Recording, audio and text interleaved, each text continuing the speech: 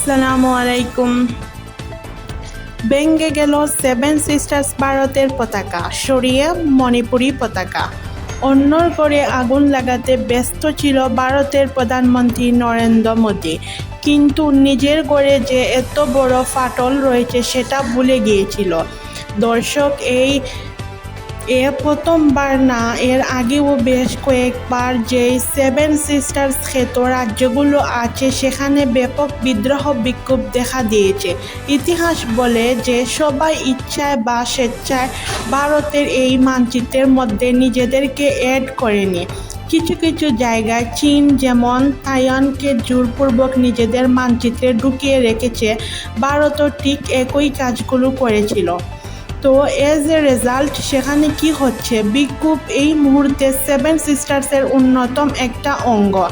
আমরা যদি ধরি মণিপুরে আজকে যা ঘটেছে, এটা দেখা নরেন্দ্র মোদীর ঘুম তো হারাম হওয়ার কথা। আরও যে প্রতিরক্ষা মন্ত্রী, সে বলেছিল যে বাংলাদেশের দিকে নজর রাখতে।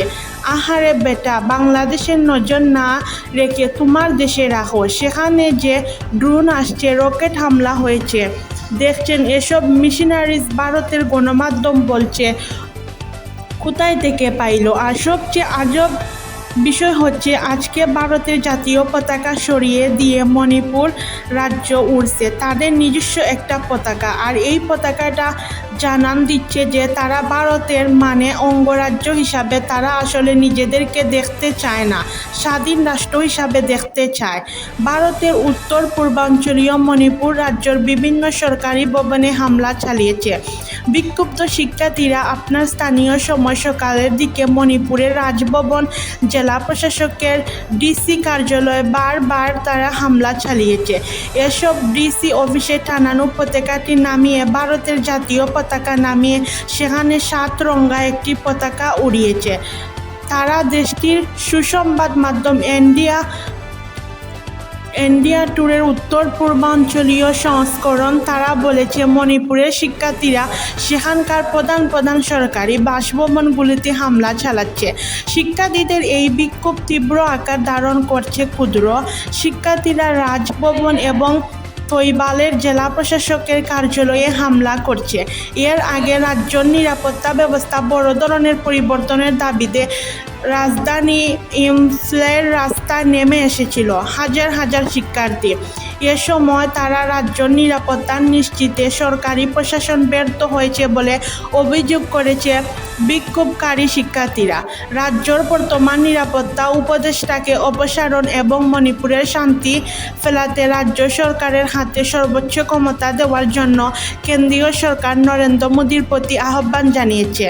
বিক্ষোভকারীরা বলছে, চলমান সংকটকে আরও ভালোভাবে মোকাবেলা করার জন্য নিরাপত্তা অভিযানের দায়িত্ব স্থানীয় কর্তৃপক্ষের নেওয়া উচিত।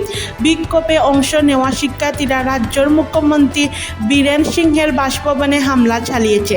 এমনকি সবচেয়ে মজার বিষয় হচ্ছে, এখানে যে ড্রোন রকেটগুলো হামলা করা হচ্ছে এগুলো ভারতের তৈরি বা ভারতের কোন জিনিস না। এখন প্রশ্ন আসছে, এই ড্রোন বা রকেটগুলো কিভাবে ঢুকেছে মণিপুরে? সেখান থেকে উঠে আসে অতীতে সেই স্পাইক বাবর বা ডিজে বাবরের নাম। সাবেক কি বলা যায়, আমাদের যে মন্ত্রী ছিল বিএনপির যুগে, তিনি একবারে সেভেন সিস্টার্স এর জন্য অনেকগুলো মিশনারিজ কিনছিল বলে ভারত তখন দাবি করেছিল। এখন সেইখানে যদি আপনার মূল বিষয়টা আপনি ফোকাস করেন, মণিপুরের বিক্ষুব্ধ শিক্ষার্থীরা সরকারি অফিস থেকে পতাকা নামিয়ে সেখানে যখন আরেকটি পতাকা আপনারা উড়িয়েছে, শিক্ষার্থীরা নতুন করে যে পতাকাটি উঠেছেন সেটি কাঙ্গুলি পাক বা সালাই প্যারেড পতাকা বলে ধারণা করা হচ্ছে। মণিপুরের শিক্ষার্থীরা সরকারি অফিসে নতুন পতাকা যখন উত্তোলন করলো, এ নিয়ে ব্যাপক আলোচনা চলছে। প্রাথমিক তথ্য অনুযায়ী শিক্ষার্থীরা মণিপুরের উপরে ভারতের তেরেঙ্গা জাতীয় পতাকা নামিয়ে 7 রঙা পতাকা উত্তোলন করেছেন। আর রাজ্যের তাওবা জেলার এখানে আমি যতটুকু বুঝতে পারছি, আর কি বিজেপি সরকার বা কেন্দ্রীয় সরকার, এই যে আমাদের এখানে একটা কি বলা হয়েছে। আমাদের ব্রিগেডিয়ার জেনারেল শাহাদ সাহেব তিনি বলেছিলেন যে 5টা প্রদেশ করা জরুরি। এগুলো ভয়ঙ্কর পরিকল্পনা, পজিটিভ না। এই ধরেন মণিপুর রাজ্যে এখানে বিজেপি সরকার যে পরিমাণ ইফেক্ট ক্রিয়েট করার চেষ্টা করেছে, টোটাল পাওয়ারটা কেন্দ্রীয় সরকারের হাতে নিয়ে রাখছে। জনগণের ভাষা বোঝে না, জনগণের ভাষা শুনে না। বিজেপির এই যে মুখ্যমন্ত্রী, বিজেপির লোকই কিন্তু তার বাসভবনে পোলাপাইন হামলা চালাইছে, রকেট ড্রোন দিয়ে হামলা চালাইছে। কেন? এলাকার স্টেটের স্বার্থ না বুঝে ওই কেন্দ্রীয় সরকারের দাবিদারি চামচামি এগুলো করতে গিয়ে আপনার মানুষের সাথে সরকার এবং জনগণকে আলাদা করে ফেলছে। রাজনীতি এবং জনগণের মধ্যে দূরত্ব তৈরি হয়ে গেছে। এখন মুখ্যমন্ত্রী যে আছে বা তার দলটা যেটা, তারা শুধু বিজেপিকে সার্ভ করছে আর কিছুই না। যার কারণে বাংলাদেশের পরিস্থিতি দেখে মণিপুর সহ আশেপাশে অনেক জায়গায় ছাত্র শিক্ষার্থীরা সাহস খুঁজে পেয়েছে। আজ হোক কাল হোক ভারত কিন্তু ভেঙে যাবে। খালিস্তান আন্দোলন থেকে শুরু করে বলেন, অঙ্গরাজ্যগুলোকে নিয়ে বলেন, মোদির সামনে কিন্তু খুবই খারাপ দিন আসছে। এগুলো নিয়ে আন্তর্জাতিক অঙ্গনে নানান তথ্যপাত্র আছে। দেখা যাক এই পতাকা কতক্ষণ টিকে রাখতে পারে। ভালো থাকুন সবাই।